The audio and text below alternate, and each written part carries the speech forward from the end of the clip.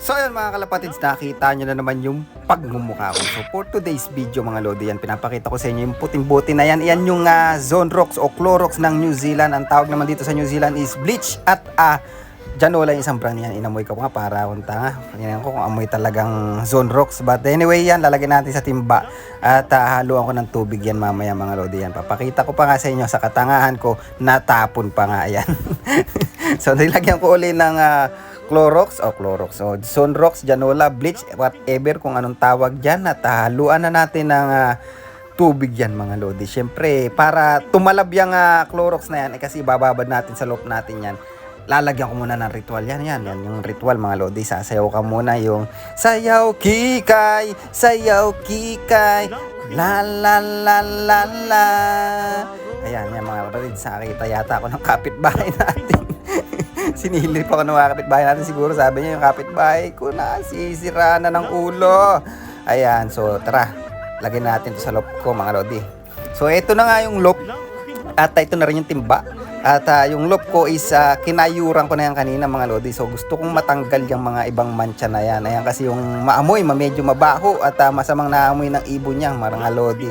At yung mga ali-alikabok din sana mawala. At ito na nga si Jopay. Ayan, may itlog sila ng kapatid niya si Inbreed.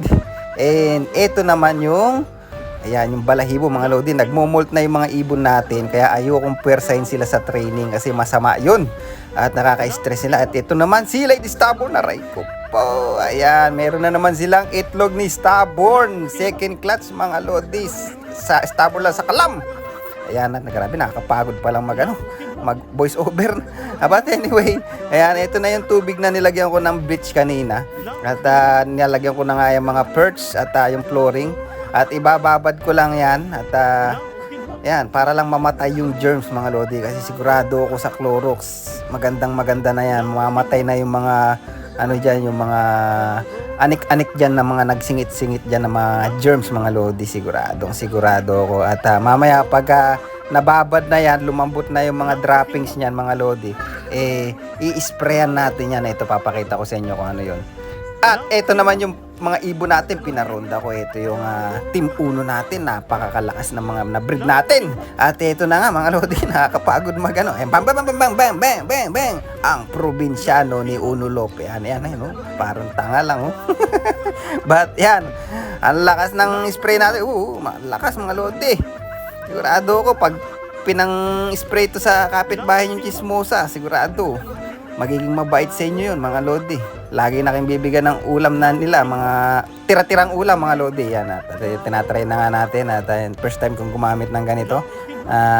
Ayan, tinatansya ko yung kung malakas o mahina. Pero wag nyo, pag meron kayong ganito mga lodi at baguhan na kayo gumagamit nito, wag nyo itatry sa katawan nyo kasi sigurado butas ang katawan nyo. Nakita nyo naman ayan, kitang-kita nyo naman mga lodi, talagang sumusulat yung water blasting natin. Dapat pala nung ko pa ginawa to mga lodi dahil napakatagal maglinis ng ibon. Alam nyo yan, lalo pag yung magkakayod ka pa lang, hugasan mo pa, siyempre babrasin mo pa. But yan, ngayon napakadali na, bubusan ko lang ng tubig na may Clorox tapos i-sprayan ko na yan mga lodi. Talagang tanggal. Tingnan nyo yung kahoy sa sobrang lakas ng water blasting natin talagang nahukay yung kahoy. Ayan, tinuturo ko. Ayan yan, nahukay. Grabe, kaya wag nyo itatapat sa katawan nyo pagka nagtatry kayo nito. Kahit kanino, sigurado butas ang katawan mga lodi.